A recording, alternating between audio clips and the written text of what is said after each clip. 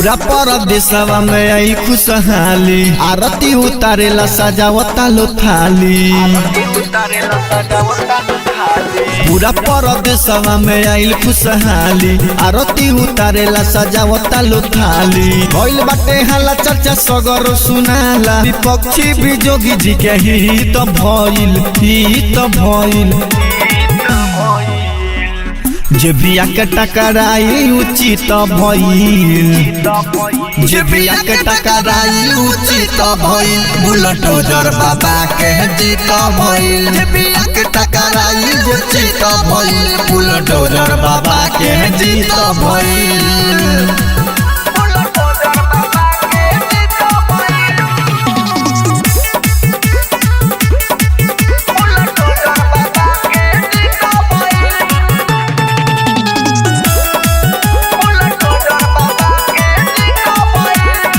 योगी बाबा के बतिया निराला करेलन खूबे विकास हो।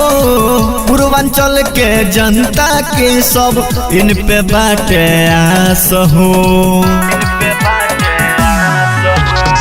योगी बाबा के बतिया निराला करेलन विकास हो। पूर्वांचल के जनता सबके इन पे रहेला आस हो। चोर गुंडा बदमाशी के दिलवा फिर से अब भय भीत भइल जे बिया के टकराइल उचित भइल। जे बिया के टकराइल उचित भइल बुलडोजर बाबा के जीत भइल। जे बिया के टकराइल उचित भइल बुलडोजर बाबा के जीत भइल।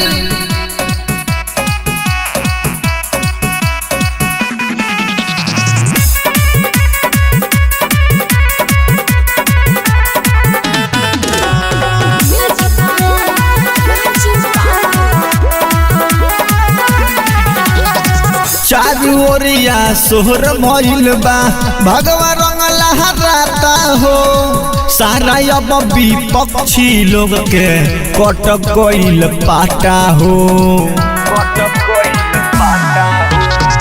चारू ओरिया सोहर भइल बा भगवा रंग लहराता हो। सारा अब विपक्षी लोग के कटक गइल पाटा हो। कृष्णा निदरदी करत रहे अरजी मामला सब निश्चित भइल। जे बिया के टकराइल उचित भइल। जे बिया के टकराइल उचित भइल बुलडोजर बाबा के जीत भइल। जे बिया के टकराइल उचित भइल बुलडोजर बाबा के जीत भइल।